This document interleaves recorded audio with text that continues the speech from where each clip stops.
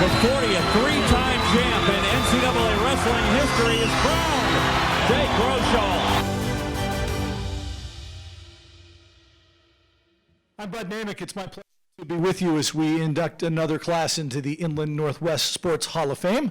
And for those of you who are not from Spokane, welcome to the South Pole. And we're glad we were able to have our event in this room. For those of you who've been with us before, we've done this event down on the floor of the arena, but there's ice down there and it's cold enough outside, so we wanted to keep you warm. So we've got a little different setup for those of you who've been with us before, but a nice setting here. And we thank the folks at the Spokane Arena and the PFD for taking care. And there still are some seats available if you're just now making it in. And we have a wonderful program, and we look forward to getting things underway for you this afternoon. First off, what we're going to be doing is honoring some folks this afternoon. 2 new names being added to the Vic B. Linden and Sons Sign Advertising Scroll of Honor. Those are Bart Templeman and John Tuft going into the Scroll of Honor.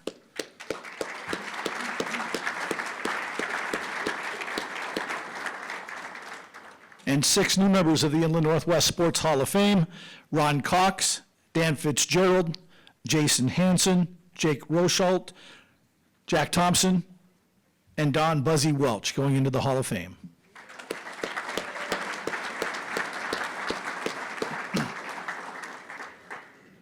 We hold these inductions every 2 years, and an unfortunate part of doing this every 2 years is some of our Hall of Famers leave us during that time. And at this time, I direct your attention to our screens so that we can honor the folks who are no longer with us today.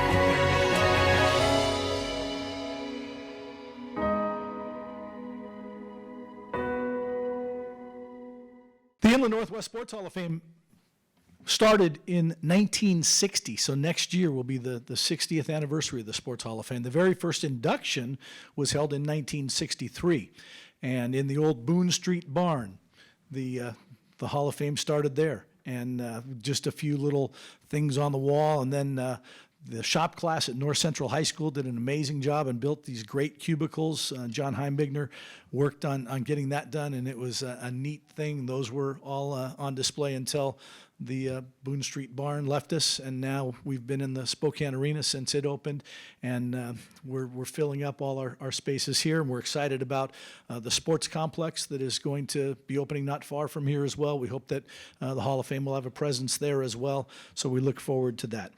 The Inland Northwest Sports Hall of Fame is now a part of the Spokane Sports Commission, and I'd like to introduce the CEO of the Spokane Sports Commission, Eric Sawyer.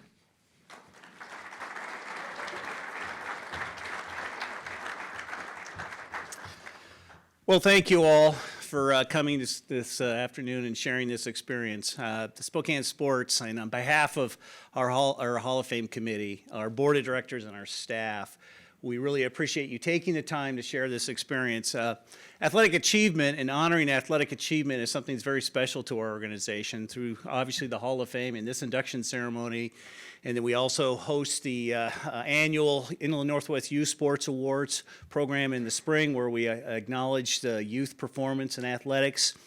And our core mission is to bring somewhere in the neighborhood of somewhere around $50 to $60 million of economic influence by attracting tournaments to the marketplace, like the NCAA tournament coming in March, men's first and second rounds. So if you haven't got your tickets, you better move fast.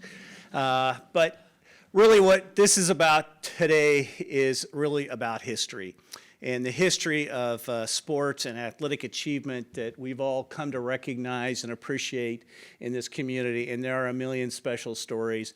And unfortunately, we only have so much room in a Hall of Fame. And I would just really want to take a minute and acknowledge the committee and the work that they do. It's not easy to go through the list that we have in our region and make a selection. And that history will continue and be a legacy for all of us to enjoy. And today we get to honor 4 more historians and what they are, this group who will be a part of something very special for years to come. And yes, as Bud said, we're going to be breaking ground here next month on a major sports complex just over there that will be here for many years to come, and probably providing us with more experiences and more Hall of Famers for the future. And we're very proud to be a part of that with the Public Facilities District. So on behalf of the Sports Commission and our staff, and as long as I'm talking to staff, I got to call out one person. Sammy Reagan, where are you? Stand up. She's the heart and soul of this event. She's hiding probably. Thank you, Sammy, for all the work you do. I have a great team. It makes me look a lot better than I actually am. So with all of that, please enjoy the ceremony. Welcome. And again, thank you for coming and sharing this experience.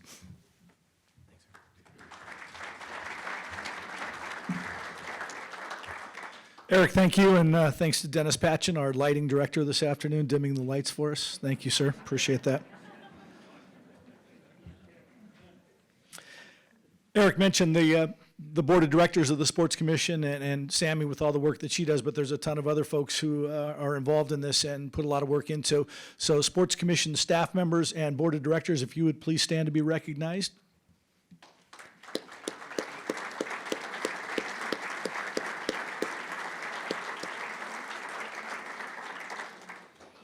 Also, as I mentioned, the Hall of Fame started in 1960, and there are a number of us who've been on the committee for well over 30 years now, and it's become increasingly more difficult to whittle down all of the fantastic nominees to come up with a class every 2 years. It is become extremely difficult because we have so many outstanding athletes, coaches, contributors who deserve recognition. I'd like to ask the selection committee for the Inland Northwest Sports Hall of Fame to please stand for recognition.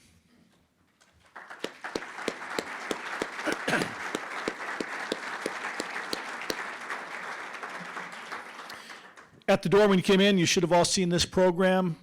There's more out there if you didn't get one. Also, this has an inductee list of all the inductees that are in the Hall of Fame, coaches, athletes, contributors, and members of the Scroll of Honor. If you would like to be a part of the process, if there's someone who is not listed in the Hall of Fame or on the Scroll of Honor that you feel is deserving, there are ways shown here. You can email us, give us a phone call, because we want to hear from everyone about candidates. We go through an exhaustive list, but our list is probably not perfect, so we accept all recommendations, nominations. It's a 2-year cycle, so basically we will begin our process next year at the end of the year and into the spring of 2021 for the induction in 2021. So there is some time, but while it's fresh on your mind, take a look at the ways to contact us if you have someone that you feel should be nominated for the Inland Northwest Sports Hall of Fame or the Scroll of Honor. As with any event of this nature, it can't happen without a number of sponsors stepping forward. And normally we have a member of Rosauer Supermarkets speak with us today. They are the presenting sponsor for the Inland Northwest Sports Hall of Fame. They're doing something they've never done before. They are expanding to the west side of the state, and they have a store that's going to be opening on the west side of the state fairly soon. So they are consumed with that, so they're unable to be with us this afternoon physically. They're here in spirit, but let's give a big thanks to Rosauer Supermarkets.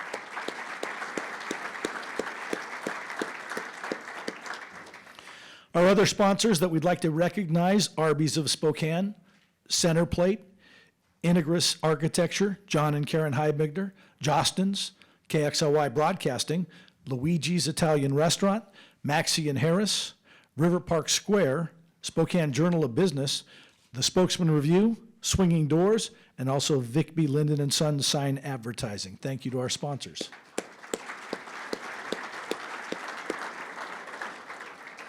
The Spokane Sports Commission has a number of partners who help them put on the Youth Sports Awards, this event, and other events that happen on an annual basis, and we'd like to thank them. Spokane Teachers Credit Union, Avista Corporation, Kalispell Tribe of Indians, and Northern Quest Resort and Casino, the Davenport Autograph Collection, also the Centennial by Davenport Hotels, which is the host hotel for our inductees who need a hotel room when they're here in town, and also the Dan Fitzgerald Basketball Tournament, the Fitz.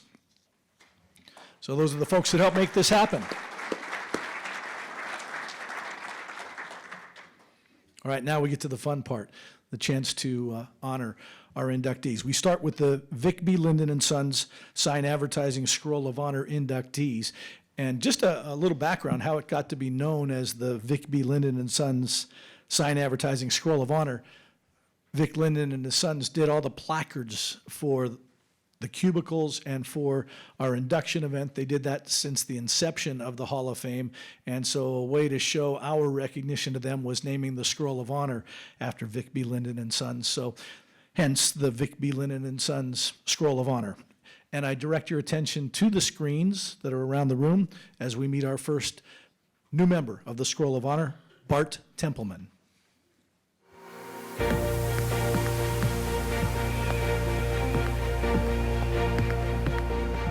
It started as a small place where kids could come and throw. And when I mean small, these 5 pads here and this net and this room, and then we expanded. There may be 30 or 40 kids here at one day at one time. The saddest thing in our society is people that retire, have all of this knowledge, and then never pass it on. People have given me opportunities. Now I'm passing that on. This is my 50th year of coaching. Ironwood has been a real factor in the throws. We've had Olympic champions. In 2004, we had the 3 men that represented the United States in the discus, Ironwood kids. One of the girls that represented us in that year was an Ironwood girl. So 4 out of the 6 young people that threw in the Olympics came through Ironwood. We want to keep people in track and field, and that's the bottom line. We feel that what we're doing here, we would like to see other people do it in other things. So we have 300 kids come to the camp. Now we're at 66 coaches, and we have about 10 counselors. It boils down to giving the kids opportunities, and that's what this is all about. We do this for the love of the sport.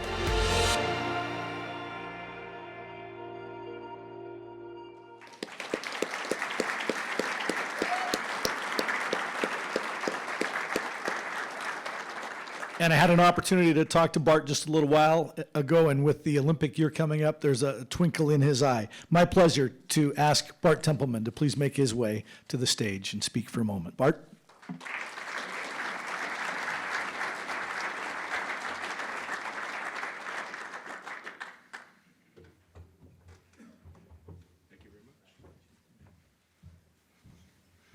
Well, you know, I'm not the one that should be here. Excuse me. The one that should be here is my wife. 57 years she's been with me. So she's raised 3 kids.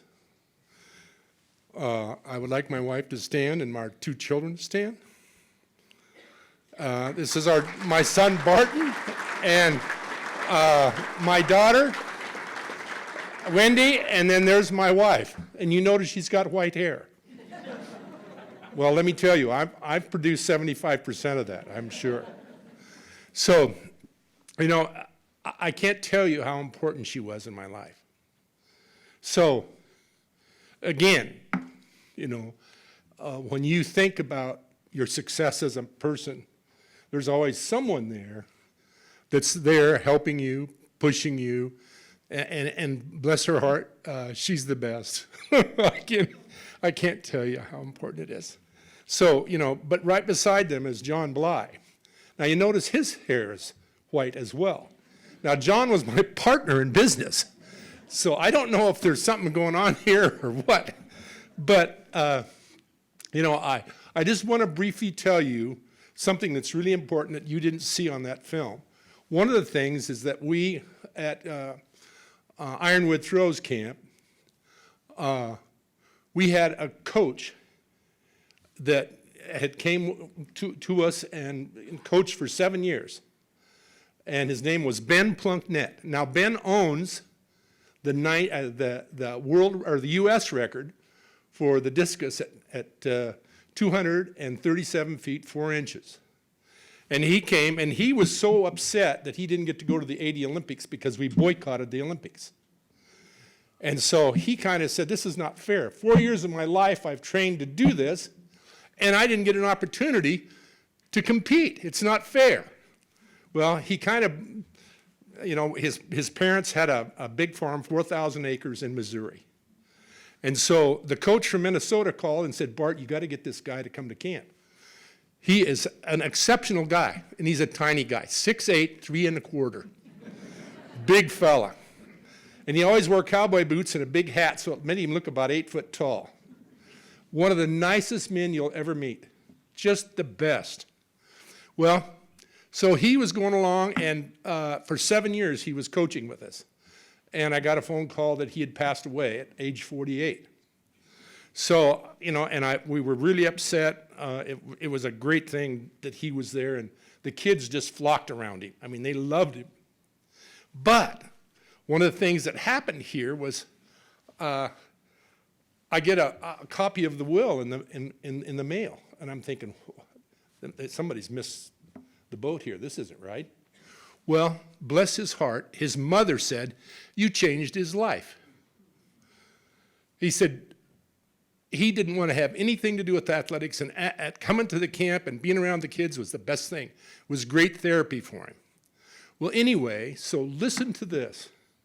They set up a trust, and they give us $48,000 a year. And it can only go for scholarships only. So we have $35,000 of it set aside for college scholarships. Each one of them gets $3,500.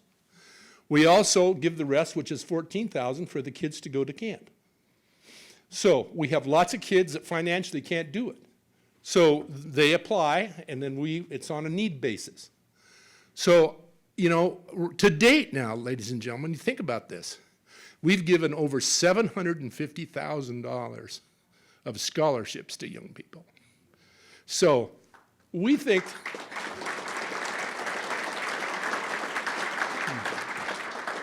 that that's important. And again, the biggest word in our language is opportunity. If kids don't get the opportunity, then they don't get a chance to compete. And that's what we're trying to do. So this goes on for another 12 years, ladies and gentlemen. So we'll give over $1.5 million, or maybe even $2 million of dollars to these young people. So, you know, it's very important. It's very important. And we feel really good about that. Some of the people's parents are sitting here right now. Their son or daughter received some of these. And $3,500 is a nice amount of money.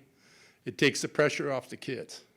So I just wanted to mention that, and I know that you got to see that facility of ours and what we do.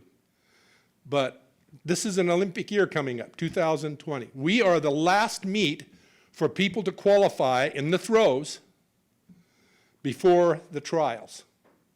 So hopefully we'll have a huge turnout, and I am going to personally invite every one of you to that meet. It's May 29th and 30th, and it doesn't cost anything. It's free. Okay? So if you can make it, I would really love to see you there. So, and I want you to understand, I want to thank the people that put this on and give me the opportunity to come, and I can't believe I'm in this group of people. I just can't believe it. But you know, I guess 50 years of coaching, I guess gets you something, you know. So, and bless the kids' heart and the parents the parents that give me their children to coach. And, you know, and I think many of these parents are so lucky. Those kids chose the right parents. So with that, I just want to thank the sports, Inland Empire Sports for, you know, this induction, and I'm very humbled. Thank you.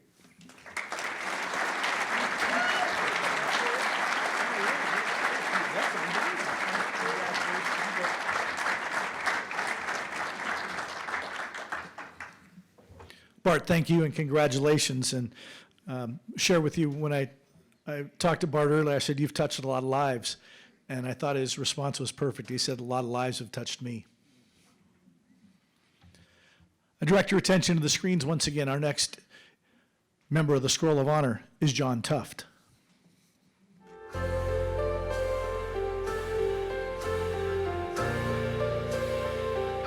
He's done so much for the community, and the community just has nothing but respect for him.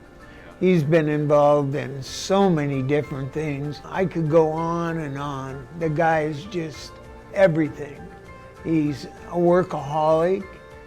He'll do anything to help anyone. He was commissioner of Spokane. He was a swimming coach at Spokane Club. He was actually the founder of softball, him and my father. He was just hands-on in everything in the community. Brought national tournaments to Spokane, Washington. He thought that if a program needed help, and it did, he'd go fix it. People always said John Tuft or Clarence Buckenberger when they talk about softball and Franklin Park. And it's just neat because John was kind of like a second dad to me. John would have said, "No, I don't belong. That man does belong." And he well deserves it. What an honor for me to talk about John R. Tuft.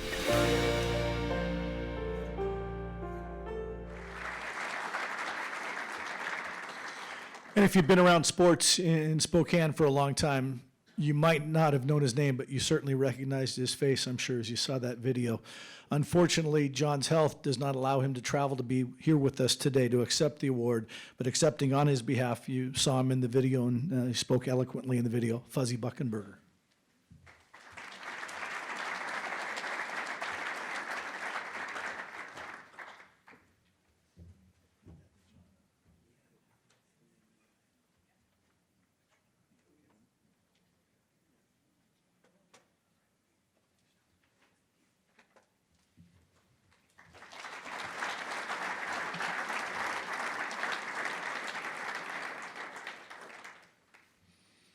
Fuzzy, thank you. And now time to meet our inductees to the Inland Northwest Sports Hall of Fame. Direct your attention to the screens to meet Ron Cox.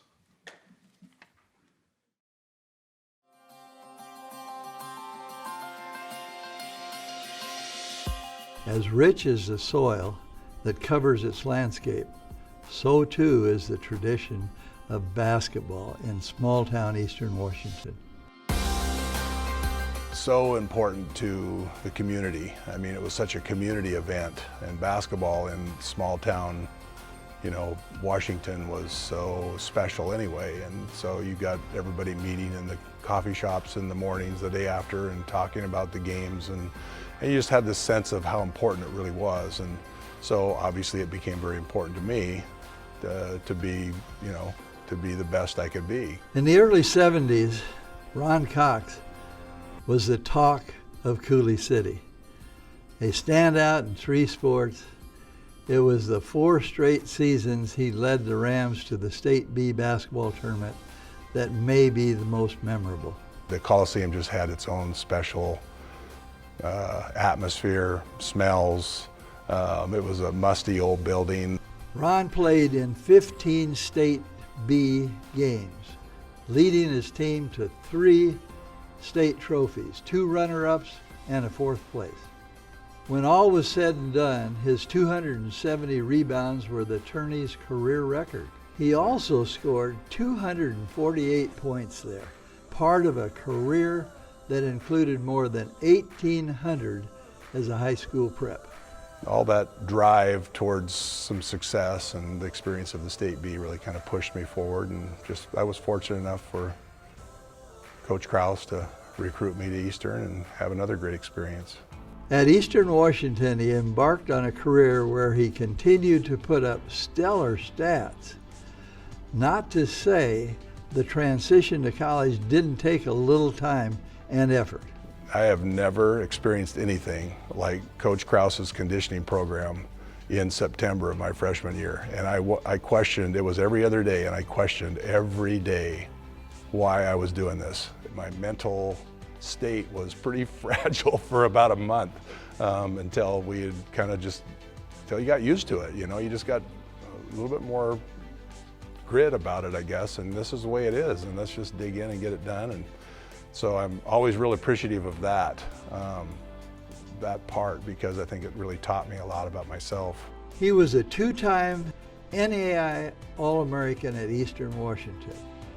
Cox still holds the school's career rebound record with 1,270 boards, and his 1,741 points were its career scoring record for almost 40 years. His number 30 is rightfully retired in Cheney.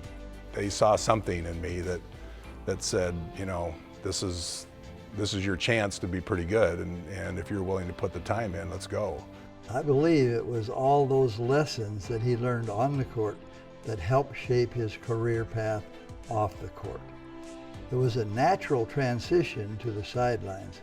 His first job was head coach at Tico.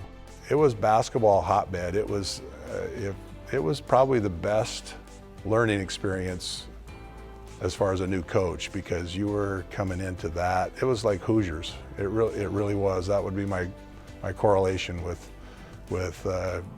basketball, was that it was just like Hoosiers. It was that important to the communities. I don't know that I ever really did hear him yell, partially because his voice was so loud, he didn't really have to yell, but partially it was his personality that, hey, I'm gonna stay calm, and but I'm also gonna be intense and be focused and demanding at the same time. So I think it was a pretty unique combination that really only a person like him can pull off. Carl Kreider played for Cox in the early 90s. In 1993, their Tico Oakdale team won the State B title, the crowning achievement. It was the first for Cox and one of 4 state appearances for his boys team at Tico Oakdale. One of the things he did the best was challenge you mentally every day, just the way he set stuff up, whether it was the physical training he did and the demands he put on you, or just the competitions he created. He was challenging you mentally. He was making you uncomfortable every day. After 19 seasons at Tico, he moved on to Lakeside. There he's led the Eagles to 3 2A state tournament appearances. All said, he's won 417 games in his 29-year tenure. A coach and a player whose legacy will always be lasting in the Inland Northwest. Something like a Hall of Fame induction, it's not just what he did as a coach, it's the type of person he was, it's the player he was, it's everything. And I think he's very deserving in all respects. It's been fun to hear from people now that this has kind of come out, you know, that the induction and everything else, and now something like this comes up, and my Facebook thing is flooded with comments about all the stuff that you kind of felt like you knew, but people are now saying it. So that's pretty special, and I appreciate that a lot.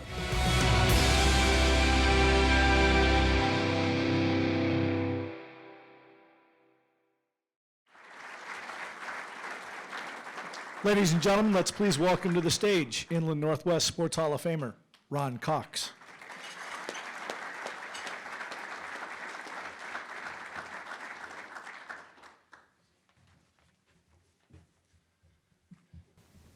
Well, that's kind of tough to see. I watch these ESPN 30 for 30s and those human interest stories, and you get these little 10-minute clips like that, and I get kind of emotional when it's not even me. So that that makes it even more interesting there. So anyway, I too would just like to real quick thank Sammy. She's been really organized with this whole thing. She's done a great job. I don't know where she's at, but anyway, thank you, Sammy.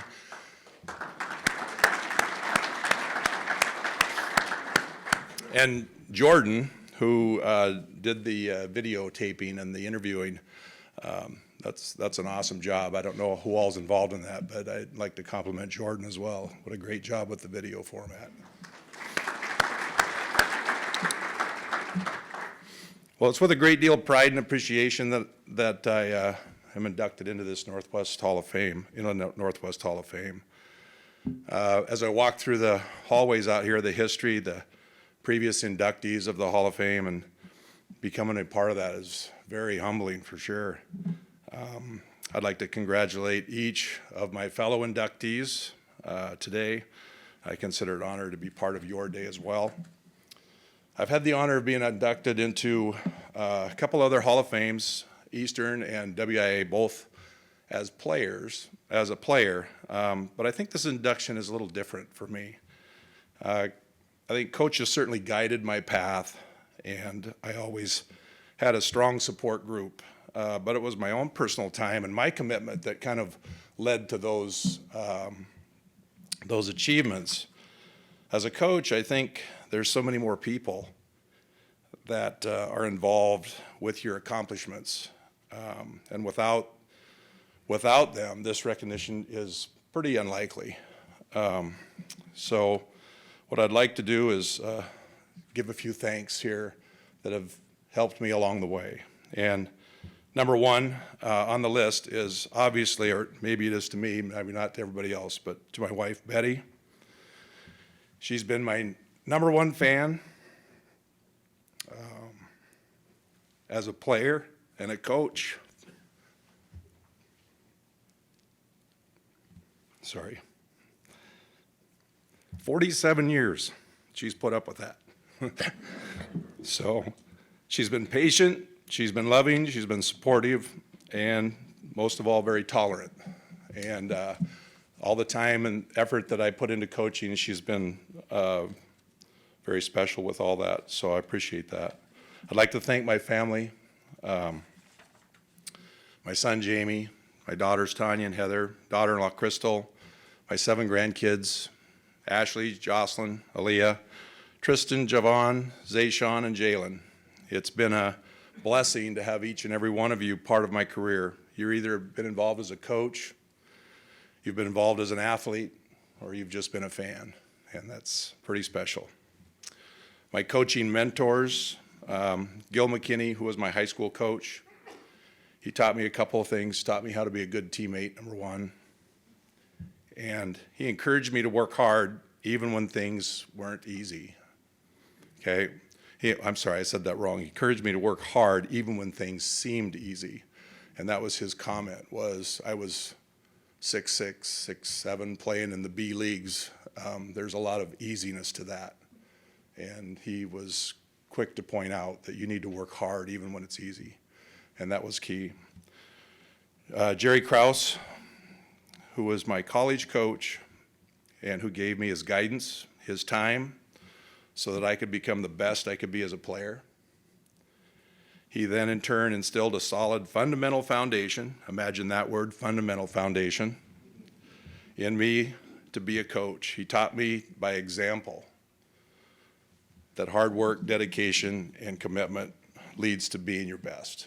And thank you. To a few of my assistant coaches that made the trip here, some of them survived for a couple years and some of them made it a little longer with me. And some of them even came today, and that's very special. Thank you for coming. You were as committed to the team's success as I was, and the recognition that I get is certainly going to be shared with every assistant coach that I ever had, and I appreciate your support and your dedication.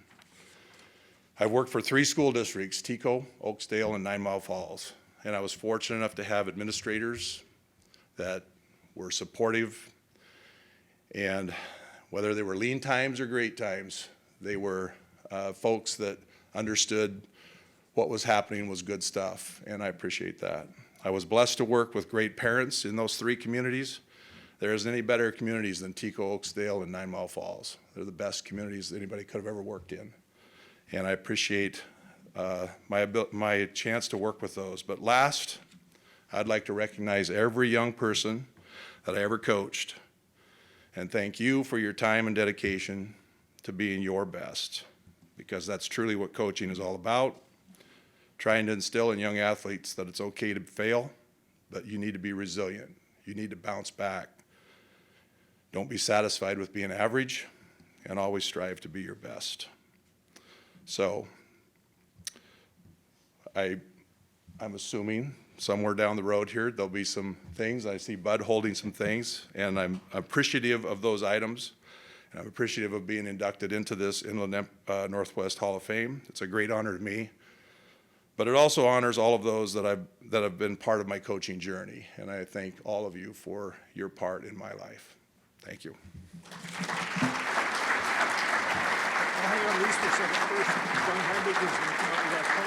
Oh. Here, I can take your over. Okay. It's actually made one. Thanks. Hey, big fella. Hey. Push yours in the brain motion, John. Oh. There's a hanger back over here for later on if you want to use it. Take it. Yeah. All right, thanks. Thank you. There you go, sir. Plaque and a ring. All right. I'll give you that back. Thank you. Nice job.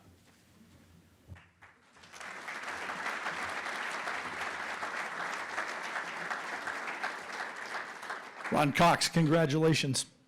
You know, we were looking at Ron's cubicle, and the comment was about how short the basketball shorts were then. You saw him in the video, and how that has obviously changed. But John Stockton, you'll be happy to know that Ron says all of his players now are asking for shorter shorts.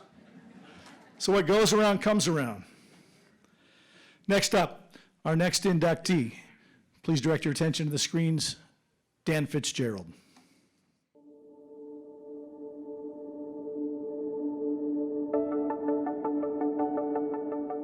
It is a perennial national power, the pride of basketball fans across the Northwest.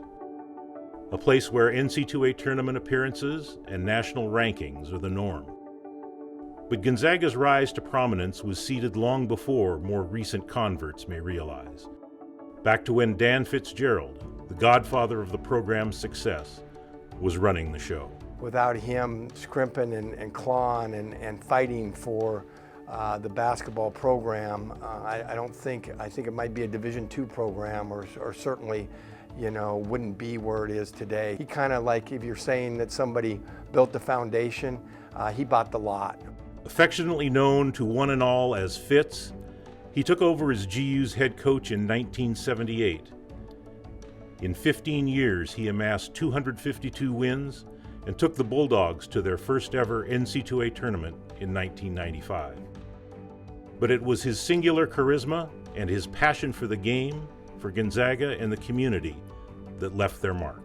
So many times it's like, well, he coaches like Mike Krzyzewski, or he's like Dean Smith, or Fitz was like no other person. And I guess that's why you can call him Fitz, because when people are so unique, like Tiger or Magic or Madonna, you can sum them up in one word and know, oh, I know who you're talking about. And certainly when you say the word Fitz in the basketball community, and especially in the Inland Northwest, we all know who you're talking about. I remember there's a saying that hit me a long time, your students don't care how much you know, they really want to know how much you care. And he really cared, and that came through.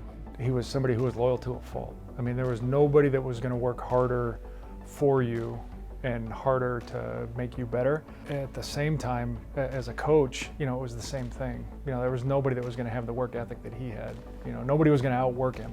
Beyond the victories, Fitz established a program culture that endures today and was responsible for some transformative shifts.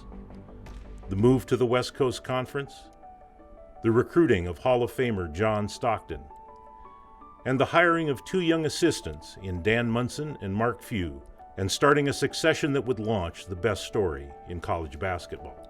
I think of him every day, and I know I model so many things after him. He's the reason why Gonzaga basketball is where it is. He's the reason why Dan Munson's where he is. He's the reason why Mark Few's where he is.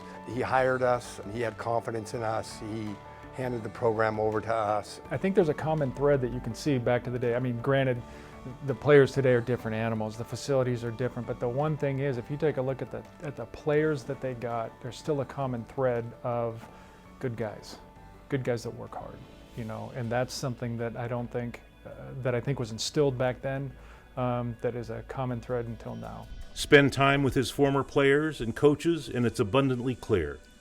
His impact left a lasting impression. Today, in his honor, there is the Dan Fitzgerald Memorial Tournament, a high school event that is more than just basketball, but also includes players serving the community and charities, a perfect mix to honor the legacy Fitz left behind. They ask all the coaches that are there with the teams to speak, and I am just so impressed every year that it comes back to how Dan took a sincere interest in each high school coach. It was the love of the sport. Just trying to expose them to, you know, giving back. Because the one thing Fitz was always adamant about is do not forget to say thanks. Now the Inland Northwest says thank you to him, to his service to the game of basketball, to Gonzaga, and a community he left a better place. I think a legacy is something when you've done something special. And certainly I think his legacy will be buying the lot or starting, keeping Gonzaga basketball around to where, you know, it could build and continue on to where it is today. And whether it was on the court or off the court, he was just as interested in wanting to make sure that you were in a position to be successful. They always say that your greatest honor is when you're honored by your peers. Well, he's being honored in the area where he lived, you know. So this, I would really say, of all of the honors, this is the one that he would appreciate the most.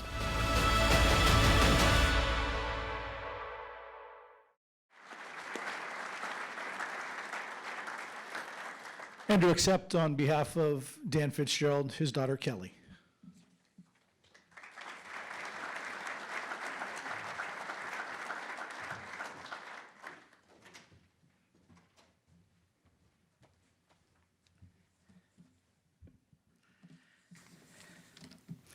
On behalf of myself and my family, I'd like to begin by thanking the Inland Northwest Sports Hall of Fame, the Spokane Sports Commission and the committee, as well as the local sponsors, for recognizing my father, Dan Fitzgerald, and bestowing upon him this wonderful honor. I know that if he was with us today, the first thing that he would do is recognize others and the roles they played in his achievements. He would want to make sure to recognize the countless players and coaches that worked with him, for him, and alongside him throughout his career. He would thank his older brother, Jim, for always being there for him, for being his biggest fan, sometimes his harshest critic, and always his most trusted advisor. His biggest thanks would go to his wife, Darlene, who he met and fell in love with when she was 15, and he was 16. They would marry at the ripe old age of 19 and 20. It was her love, strength, support, and dominance of him that would make it possible for him to achieve the success that has led to his induction today. Those that knew my dad know that he was never one to display accolades, certificates, or trophies. Instead, the walls of his office would be filled with words and phrases that would remind him daily and those that had the fortunate opportunity to sit time and time and time again and listen to stories over and over and over again.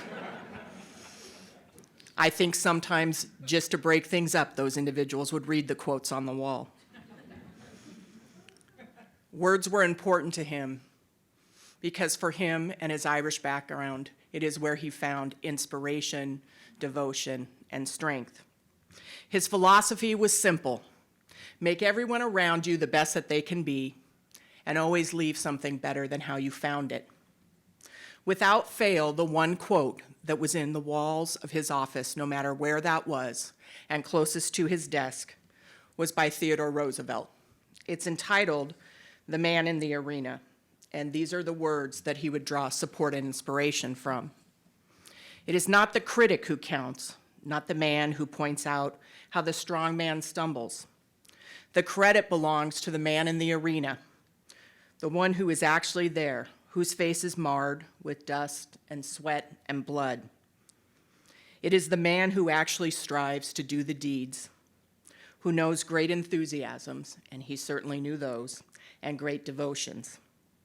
It is the man who spends himself in a worthy cause, and who at best knows in the end the triumph of high achievement, and at worst, if he fails while daring greatly, so that his place shall never be with those cold and timid souls who know neither victory nor defeat.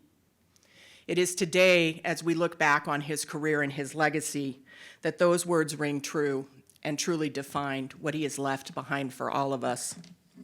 His career in the Pacific Northwest began in 1972 when he followed a high school teammate to Spokane to be an assistant. He had never worked or lived outside of the state of California. He had never seen snow. At a stoplight on Division in a U-Haul with his wife and 4-year-old daughter, me, in a green Ford Pinto, he would have a moment looking around and think, this is a pretty nice community. I bet this is a great basketball town, he would say to himself. He would soon learn that while Spokane had great potential, it was not the town for basketball that exists today.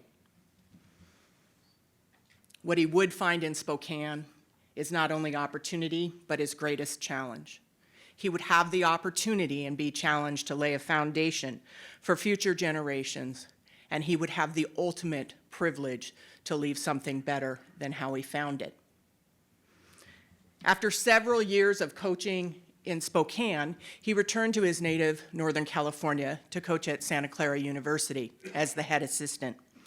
It was at that time that he would begin to get recognition for being a recruiter. Being Irish and being a recruiter seemed to be synonymous. And I think, knowing my dad, that part of his skill was that you just could not wear him down. He loved to go in to talk to players and to talk about what the future could hold. And he would begin not only to be known as a recruiter in Northern California, but when he left Santa Clara in 1978, he would be known as the best basketball recruiter on the West Coast. He would also be known nationally as one of the greatest recruiters in college basketball. In 1978, he would return with his wife, Darlene, and myself, to the area that he'd fallen in love with 6 years earlier in 1972. From that point forward, he would make his home here in Spokane. He would be proud that his nephew and godson, Jim, attended local school here, that he now works in this community and raises his family at Eastern Washington, doing something that his uncle and godfather valued over anything and everything, serving other student athletes and making sure that they can achieve. His other nephew also raises his family here, my cousin Ryan, and he teaches in the Cheney School District. Again, what we have all learned from Dan Fitzgerald and what his legacy is the value of giving to others. When he returned in 1978 and had his job interview, a member of the hiring committee stated the following to him: "We know you're a great recruiter, but are you a great coach?" With his usual quick and biting wit, he responded, "I am a better coach than you deserve."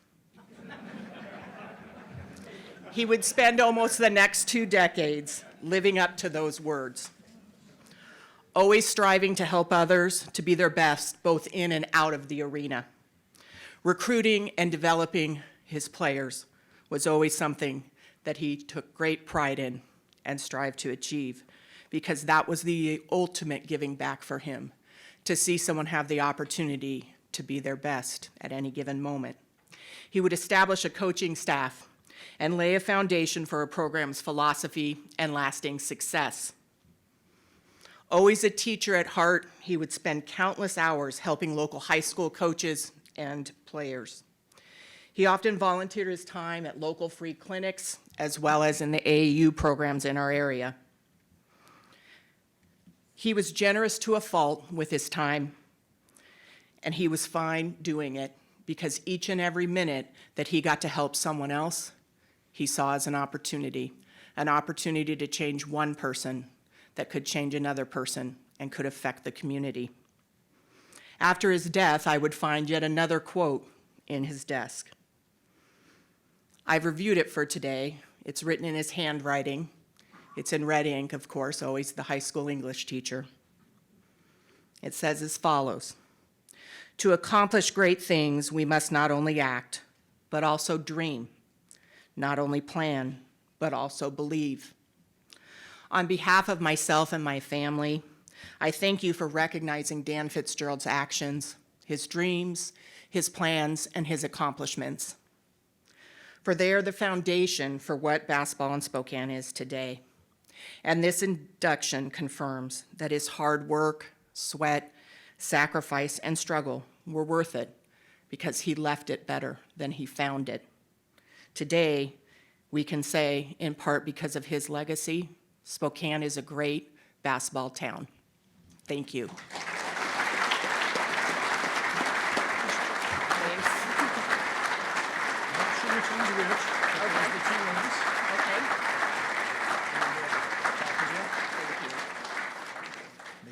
I think so. Thank you.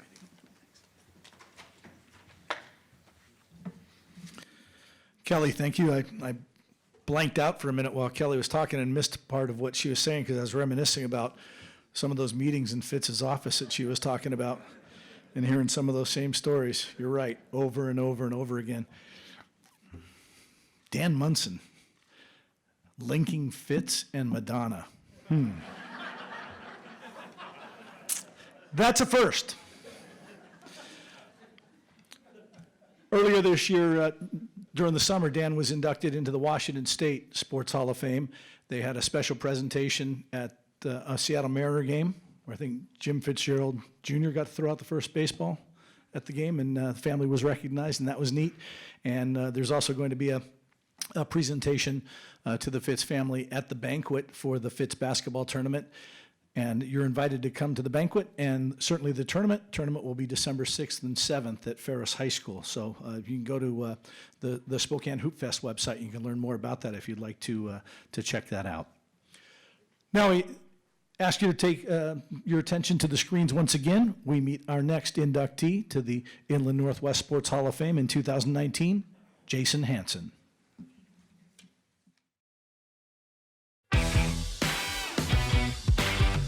In the modern era of pro sports, sustaining success is something special for an athlete. Doing it for the same franchise is almost unheard of, especially to the degree Jason Hansen did it in Detroit. For 21 years, he donned the Lions Honolulu blue, the longest tenure any NFL player has ever had for a single team. People were asking around the draft and even on draft day, I think, hey, where do you want to go? Where would be a cool place to go? Where would you be excited to go? And some point somebody said something like, where do you not want to go? And my wife was my fiance then. I remember she was part of the conversation. She said, well, I don't want to go to Detroit or Miami. Detroit, we didn't know much about. It was in the Midwest, and we knew they did cars, but they weren't on the radar. And so I always joke, I don't know if it's a joke, if you don't think God has a sense of humor, he's like, oh, you don't want to go there? How about if you go there for 3 different decades, 21 years? Of all the things that happened in a playing career, to be in one place is pretty special. Hansen's road to the Motor City started in North Spokane. A soccer player as a kid, he was pressured by his peers to try football as a 10th grader at Meade High School. There was a time like they were challenging my manhood, right, playing soccer and not football, and you want to be tough, you're going to go and play football. Well, high school out west, boys soccer is in the spring, football's in the fall. 2 separate seasons, my fall was free, so I was like, okay, I'll go give it a try, and showed up at the first meeting, and they're writing plays on the board, and I was like, I have no idea what they're doing. I think I'm just going to kick. That was the perfect choice, a punter and a kicker for the Panthers. He was an all-state selection and a 4.0 student. His skills drew interest from schools around the West, but it was Pullman where he eventually planted his now famous right foot.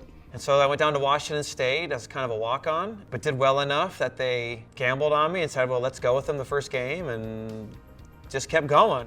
Over the next 4 seasons, Hansen became the most decorated kicker in Cougars history. A consensus All-American, he set or tied many NCAA conference and school records. He left Pullman as the Cougs' career leader in points, PATs, field goals, and 50-yarders. A new Pac-10 record for Jason Hansen, and look at the celebration. In fact, his 57% rate from long range is still a conference record. No wonder the Lions were so interested before the 1992 draft. And Detroit came out to do a special workout with me. They had brought their player personnel director, they brought the special teams coach, and as I was doing my workout, there was this guy on the sideline just standing there. He was smoking a cigar, and just, I don't know, this is terrible. I wasn't paying much attention. It was Wayne Fonts, it was the head coach.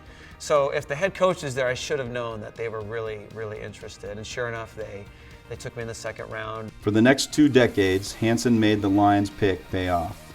A 2-time Pro Bowler, he proceeded to produce an NFL record 52 field goals from more than 50 yards. It's more just cold, calculated execution. Of course, there's some passion in it, but it's just that. It's just go out and get the job done, or you didn't. And so that was interesting to adjust to that, you know, to sit there for 45 minutes and have to walk out there. And I don't want to over-dramatize it, but it's totally different to be able to kind of just go out and execute a technique where nobody said, man, he missed, but boy, was he pumped, or boy, he tried hard, you know. Nobody cares. Did you do it? By the time he was done, he did it more than almost any other kicker in history. He left the league 3rd on its all-time scoring list, 3rd all-time with 495 field goals, and the first to play 300 games with the same franchise. We have a lot of family back out in the Spokane area, and they're all there, and we love it out there, and but life's been happening here, and that for me has included the Lions, and so it's been a great relationship. Hansen still makes his home in the Detroit area. Now his passion includes sharing his faith as a speaker across his adopted city and state. And more than 2,000 miles away, he's humbled to be honored in his native Spokane. Visiting family and you see the soccer fields and things that you were doing stuff on, to what happened with that, to playing for so long. Not only going to Washington State, but making it here. And I kind of crack up about it. You know, I was along for the ride. And to go back to where it all started, in the community, in the region where that was, is really special. And to see the other names, the same journey that some of the people have been on, and they're already in the Hall of Fame. It's, I mean, it's flattering. It's really honoring. It's great. It's real special. It's a ton of fun to think that this is happening.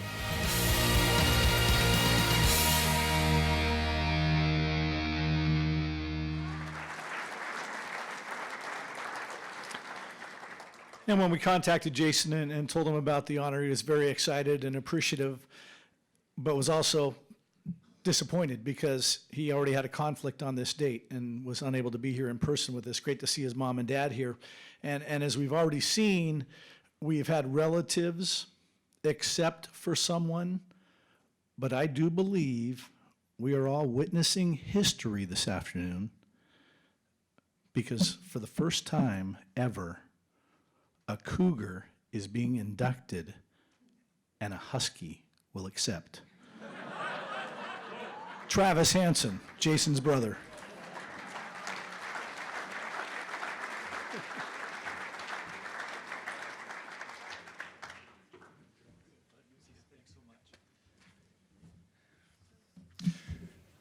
What a joy and a pleasure it is to be here today with my mother and father, Doug and Cheryl, to accept this award on Jason's behalf. I know he was truly disappointed that he couldn't join us today, and just appreciates this opportunity to be honored.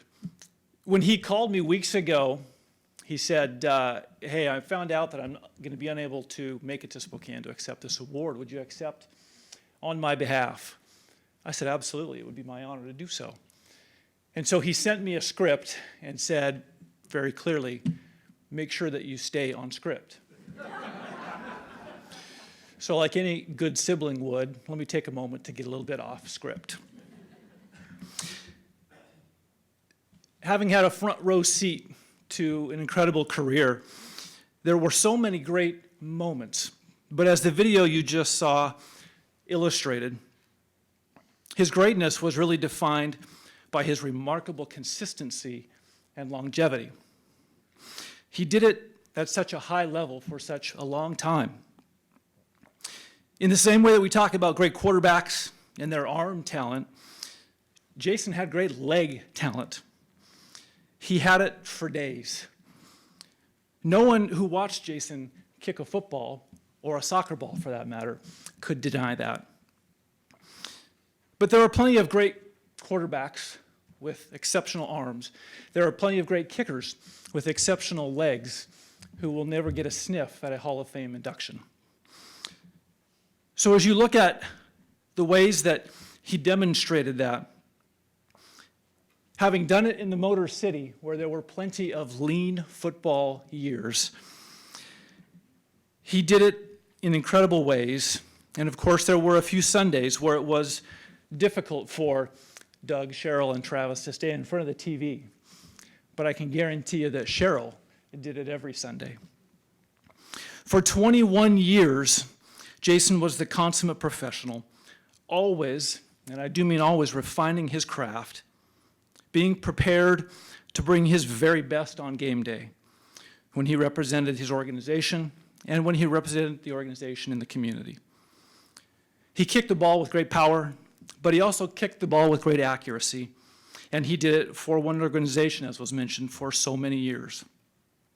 I didn't get the chance to attend too many games in person, but I made plenty of trips back, and in the final few years of his career, I was shocked to see and show me another NFL stadium where people in the stands are wearing the place kicker's jersey.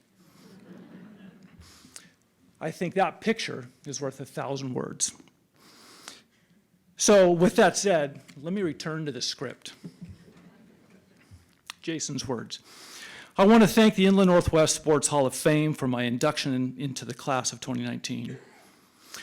What a great honor, foremost because of the names of the current and past inductees. It is a privilege to now have my name associated with such a prestigious group. Congratulations to the other members of the class of 2019. But this is also a great honor for the area it represents, the Inland Northwest and my hometown of Spokane. Now having some perspective years later, I see that I grew up in a city and in a region that provided an amazing opportunity to develop and thrive as an athlete and as a person. And with family and friends still living in the Meade and Spokane area, this induction carries extra special meaning for me. And finally, thank you to all the individuals and sponsors that make the Inland Northwest Sports Hall of Fame possible. This is a tremendous recognition and one that I'm very proud to have received. On Jason's behalf, thank you. John will get to you.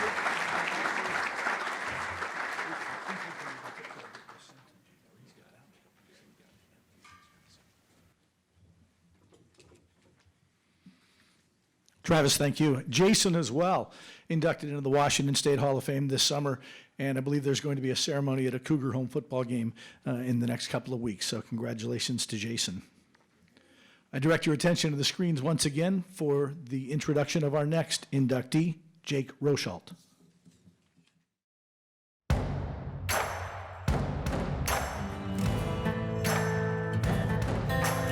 Sandpoint, Idaho is a town rich with wrestling tradition. This is where Jake Rochalt first learned to love his craft at a very young age. They brought around some flyers to my kindergarten class and handed them out, like some of the local wrestlers from the club. And I got a flyer and just took it home. I was like, hey, I want to try wrestling. And that was pretty much the beginning of it. It was clear from the beginning he had something special.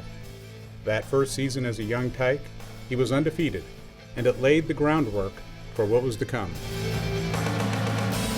He was a perfect fit to grow up in a youth program filled with passion. It takes a special vision and it takes a special person to not only be motivated themselves, but to motivate other people, because it can't just be the coach. It's got to be everybody else buying into what they believe, and people did that. You know, all our parents did that. What you knew out of the Rochalts, the one thing you knew is they were giving their best. Dan Taylor witnessed Jake's growth in the sport firsthand. He was his coach from his youth days. You know, it's in his mind to where nobody was better. It doesn't matter where I'm ranked, it doesn't matter where I'm at. You take one match at a time and you get through all 3 periods, and it doesn't matter what the score is at this period. It all ends at the end. It's not where you start, it's where you finish. Jake used that mentality to put together an outstanding high school career. He was a 3-time state champion for the Bulldogs, compiling a 131-8 record. He helped Sandpoint win 2 state titles as a team.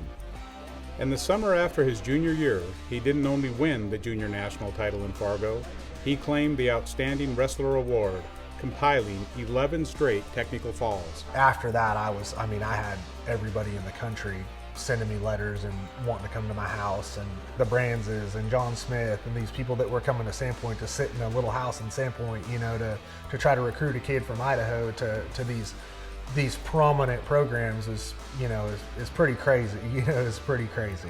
In the end, the Oklahoma State program was where Jake's heart was. The aggressive nature the Cowboys employed was exactly what he was looking for. I love John Smith. That's really what it came down to. Oklahoma State was always my favorite, like the style they wrestled. John, I mean, he's the most successful American wrestler ever. Just his style of wrestling and how Oklahoma State wrestled. I was pretty committed to Oklahoma State from probably the start. As a freshman, Roschult's mettle was put to the test. After a roller coaster season, he found himself at nationals with a whole new attitude.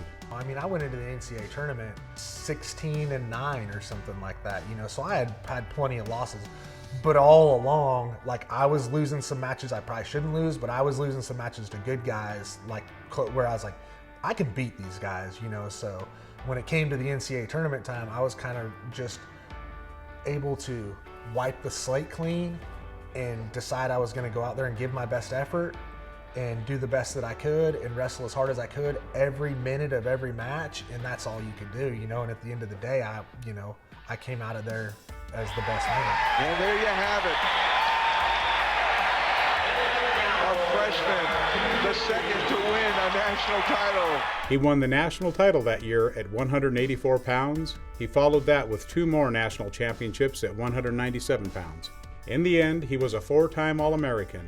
A career record of 105-20 helped the Cowboys claim 4 straight national team titles. Today, he marvels at the support he received to get there. My family sacrificed a lot for each and every one of us to play sports and go on to, you know, they sacrificed a lot. When I look back at, like, now with having kids and look back at what all my parents did and all they sacrificed, it's hard to imagine, you know, really the time and money and effort they put into us kids.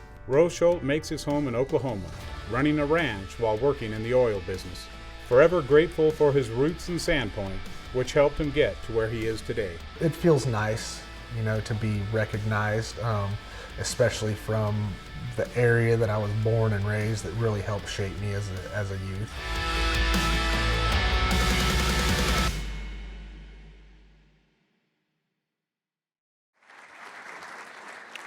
Ladies and gentlemen, Jake Roschult.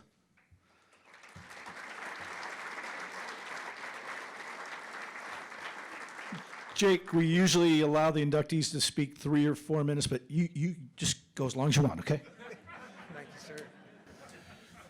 I can assure you I won't speak any longer than that, and I'm appreciative for the honor. I'm thankful to the Sports Commission and the Inland in the Hall of Fame. I can tell you, sitting out there, it's much. The coaches receiving these awards are deserve it much more than the athletes do. You know, as an athlete, it's a very selfish endeavor where the coaches are touching a lot of lives, and seeing that means a lot more to me than standing up here receiving an award myself. The more I look back on my career, and I know I'm older now than I was back then, but it still doesn't seem that long ago, so I haven't really reflected on my career all that much to this date. When I do look back on it, I realize how many more other hands were involved in my success than just mine, from coaches to parents to other people's parents and to God. I mean, God had so much to do with my successes, you know, from just the ability the luck of not being injured to just the insurmountable things that he was able to do over the course of my career. I'm thankful for. Seeing people like Dan Taylor and Mike Randall's talking on the video there, and then going back to my parents, my mother and my father, and then all the other parents that helped us get us across the country to different tournaments, or were feeding us, or whatever, putting us up, or whatever it was doing. It's just amazing to think back and think how many people impacted my life, and I'm thankful for it. So with that, I'm going to say thank you. I appreciate everybody being here. I'm incredibly thankful for the award, and thankful to the Sports Commission. I do want to say thank you to Sammy. She's been incredibly helpful over the course of just getting everything done. The video was awesome, and I appreciate it. Thank you, guys. Thank you, sir. Jack will come your way too. All right. There you go. Thank you very much.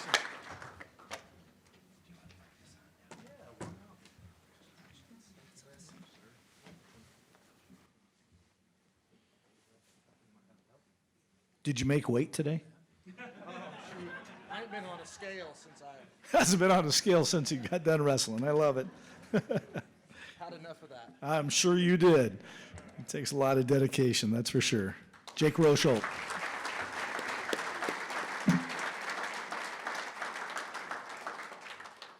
At this time, I'll ask you to throw your attention to the monitors for our next inductee, the throwing Samoan, Jack Thompson.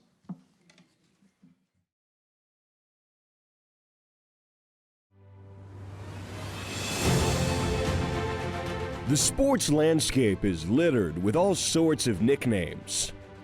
There are only a handful, though, that are reserved for a single person. In Pullman and throughout the Northwest, the throwing Samoan is unmistakably Jack Thompson's moniker. Harry Missildine, writer for Spokesman Review, was the one who came up with that nickname. And people ask me all the time, what'd you think of it? I loved it. Thompson moved to the United States from American Samoa when he was 4 years old. Football is a fond memory he shared with his dad in those early years of adjusting to a new home. I didn't speak English, and I kind of learned some English watching football and my dad explaining it.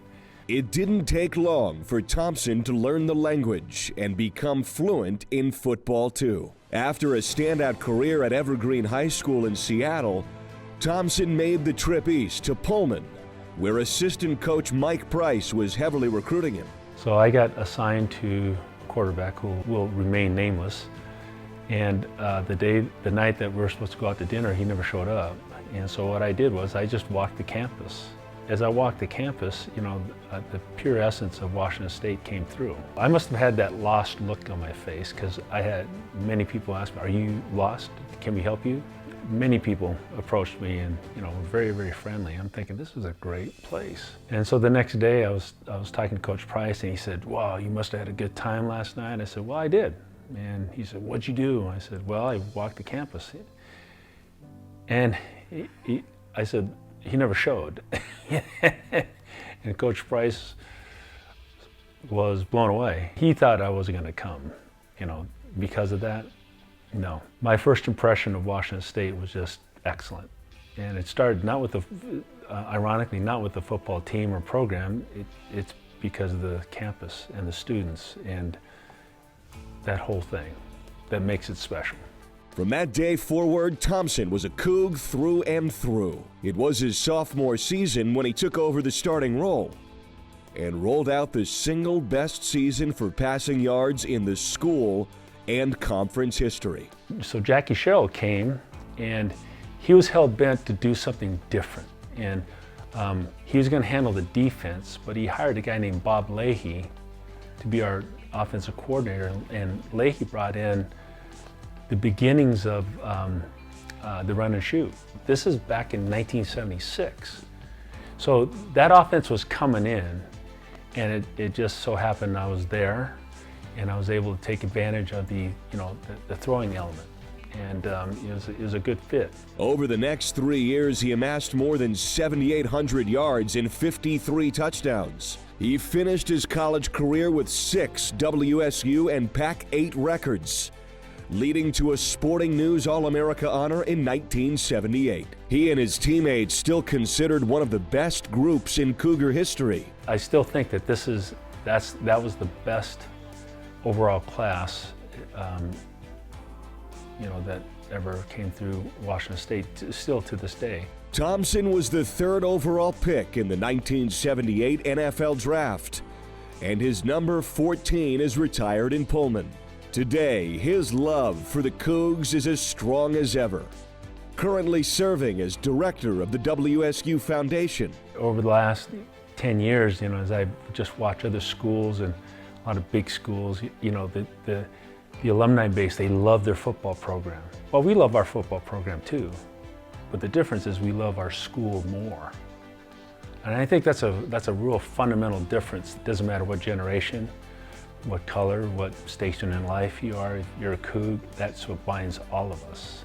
It's different, and I think that's one of the main differences. We love our school more. It is fitting he enters the Hall of Fame with a fellow Coug. I'm being inducted with one of the greatest kickers in the NFL history, let alone probably the best kicker ever at Washington State, Jason Hansen. Just being alongside him, I'm honored, very honored, and in a nutshell, I couldn't be more honored to be inducted.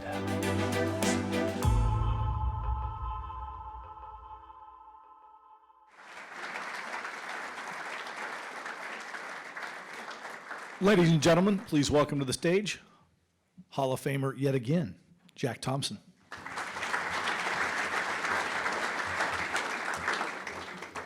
Thank you, Bud.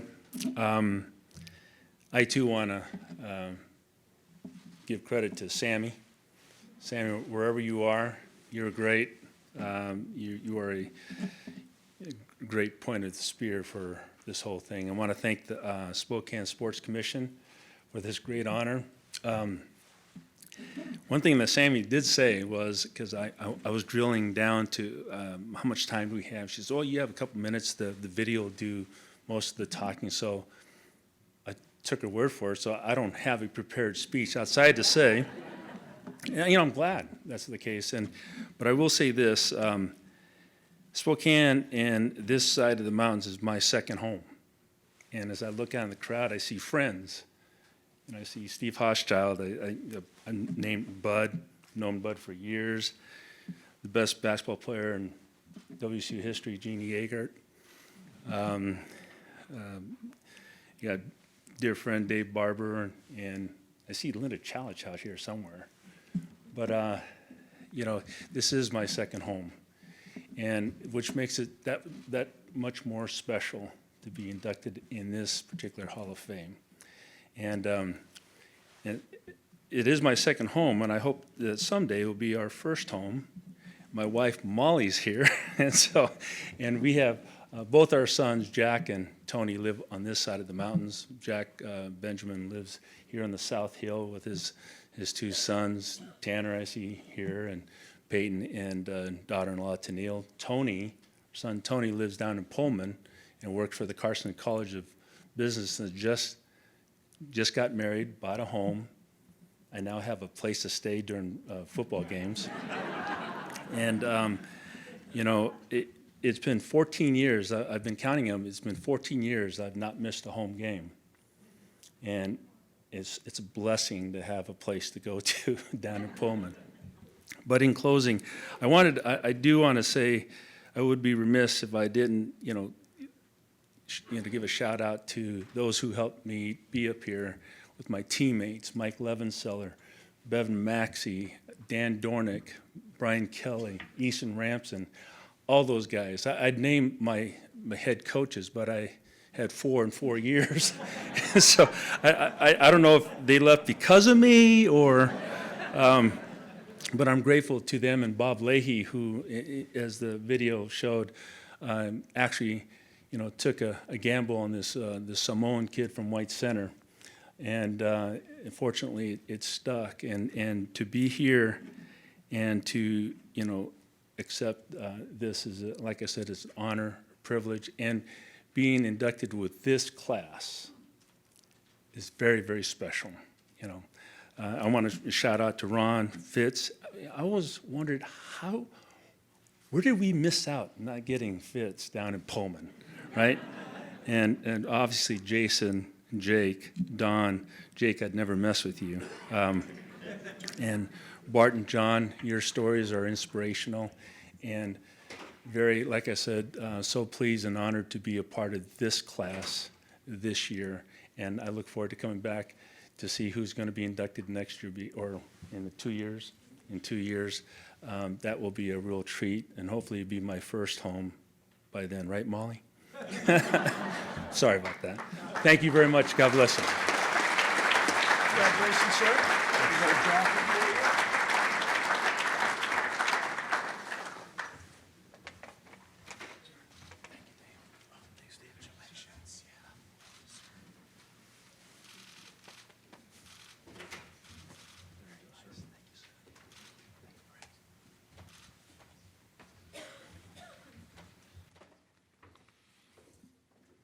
Jack, congratulations, and there will be some food afterwards. I don't know if it's going to be quite the same to you as when you were inducted into the Polynesian Hall of Fame, but the food will be really good, I promise.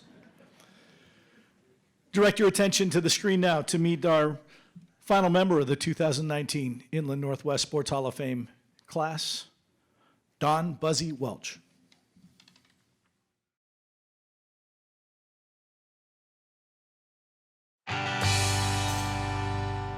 If the measure of a coach comes from wins and losses, the late Don Buzzy Welch would be considered elite. But if you add what sort of impact he left on an entire community, Buzzy may be in a class by himself. He just was one of those guys that could get the best out of people, and he got the best out of his family, and he got the best out of those women that he coached. He's just a quality human being. He is the one that will go the extra mile to make sure you're okay. And you look at his family. It's an extended family of friends. You can see that all over the state, that people he's had influence that, hey Buzz, you know, they all connect with this man. And that's because he was genuine and his heart was big as all get out. You know, it's just, I think that's what sets him apart. Welch spent his entire career sharing his passion for people, for volleyball, and for enjoyment of life. Have fun, seek enjoyment. If you're not doing that playing volleyball, then you shouldn't play. Win with humility, lose with dignity, deal with your anger and frustration in a socially acceptable manner. And number 5 is coach's boss. Those were his 5 rules. And that was pretty much what ran his life. Those simple rules and the man behind them helped build Spokane's volleyball scene. It was Buzzy's brainchild to begin an all-city volleyball camp. The idea was to raise the level of local athletes by including all of them and their coaches to make the community better at the sport. He ran camp all day long at these 3 different locations. Ferris was in the morning and C was in the middle of the day, and then we ride on to Rogers in the evening. Anybody who was anyone during that time knew Buzzy because he had done those camps and just wanted everybody to play volleyball.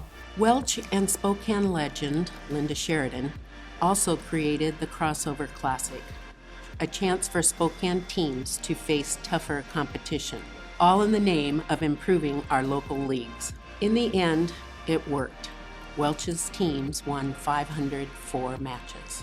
He had 11 Greater Spokane League titles at 3 separate schools, 3 at Rogers, 3 at Ferris, and 5 at LC.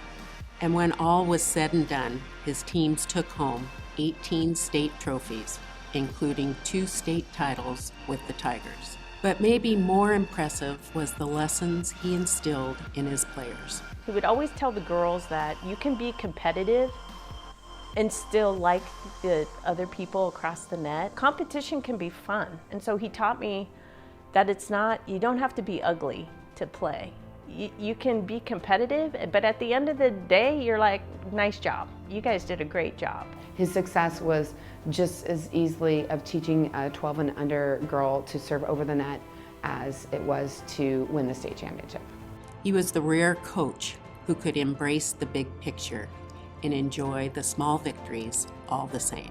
Talk to those who knew him, and it's clear. Buzzy Welch left a lifelong impact on his community. Don't let my emotion, be a sign of weakness. That's just like, I love the man. In my times of, in my difficult times, he was there. That's who he was. I always try to remember rule number 1, seek fun and enjoyment. So yeah, when I get up every day,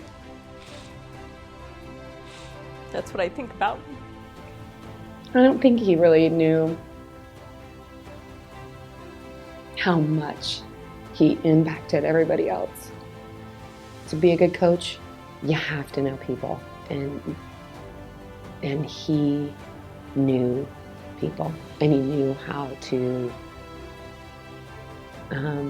get people to believe in themselves. I mean, it was a gift. It was a gift.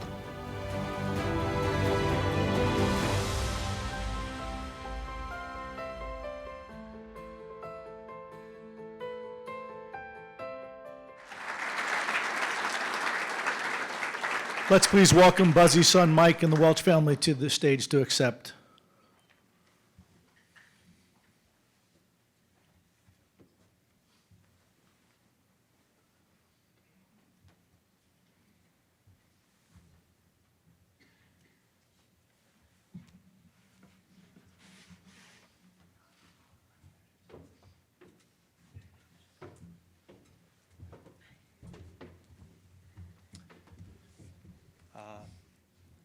Thank you so much. This is a little bittersweet for us. We buried our father just a little over a year ago. So we wanted to come up as a family. We want to say thank you. But the rock behind all of this is my mother, Chris Welch. So she'll be speaking on behalf of my father. He would be standing here right now going, I don't deserve this. He would be humble, but he would remember he has to win with dignity. And I would like right now to toast all the wives. Please stand. Please stand, wives. Or partners. Or partners. Or partners, sorry. I think you know what I'm going through right now. He was a whirlwind to live with and amazing at the same time. He touched a lot of people's lives, and we were lucky to have him. So on behalf of all of us, thank you so much. Everybody has a little bit to say, so I'm done. Thanks.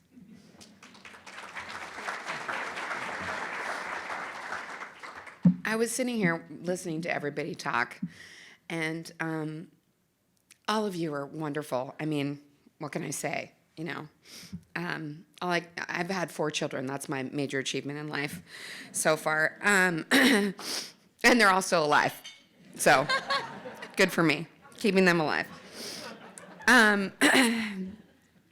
But much like those before, Buzzy would definitely say thank you to his wife, my mother, who he actually talked into coaching for him sometimes when he needed an extra coach. So goody for mom.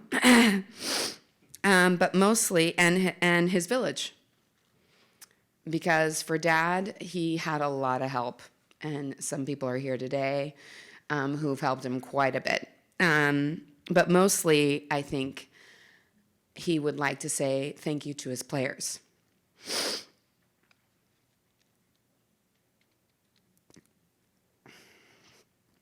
For trusting him to get through maybe getting your foot run over in a van at a volleyball tournament accidentally, or multiple breakdowns of a family's van that was borrowed to get us to a volleyball tournament because we didn't have any money. So we borrowed vans a lot. multiple times. I can't even remember how many times we're on the side of the road to do that. Or running up Hatch Hill for initiation. Talking to all the high school coaches. My dad did not care whether he coached somebody from a competitor's school. He really didn't care. It wasn't about that. And as a matter of fact, Squat, who's also in the Hall of Fame, who was probably the, you know, as you would say, the arch enemy of my father, as, you know, the biggest competitor of my dad.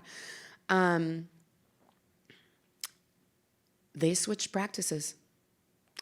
Squat came and coached me when I played for my dad for a practice. And Dad went and coached her team for a practice. So it wasn't about his team in particular. It didn't matter to him if the player was going to play for him or at a different high school. He was happy to coach his competitors' players because it created community. And that is what he loved. So he would be beside himself to be a part of this community here in the Hall of Fame. He would be very humbled and honored. Thank you.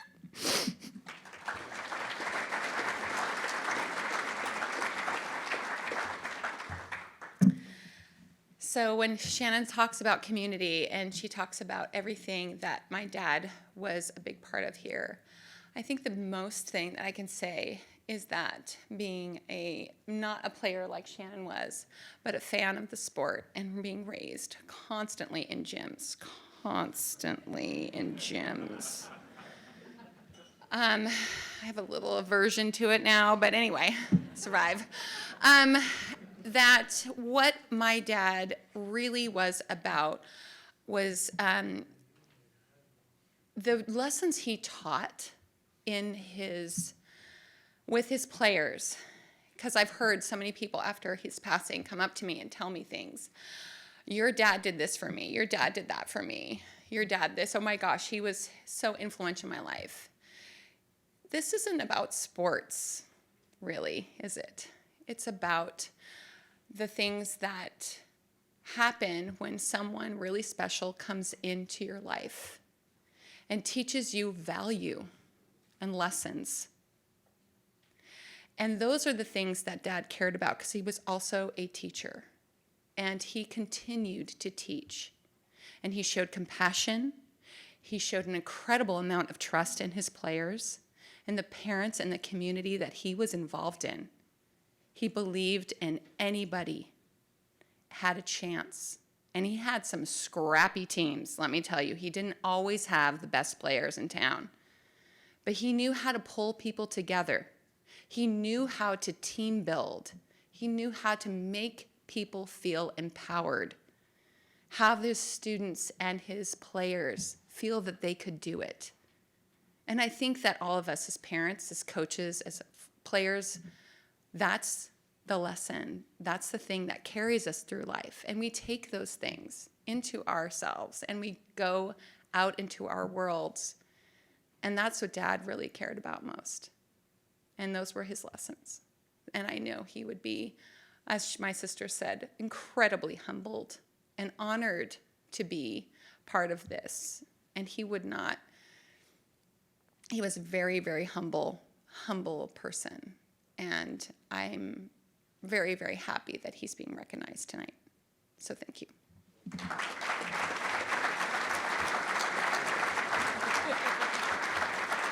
the girls. Okay.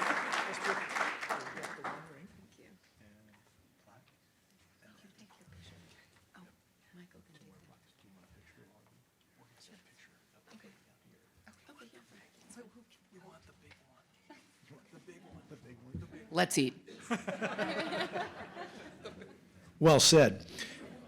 And I know that all of you would like to offer personal congratulations to our inductees, and we will be able to do that in just a moment. What I would like first is for all of our inductees and the representatives to come forward, and we'll get a nice group picture and then invite you outside so you have the opportunity to look at the cubicles of the past inductees and the current inductees. There will be an easel near all of the new inductee cubicles, and then plenty of food and beverage so we can raise that toast to all of our inductees. Thank you very much for being here. Enjoy.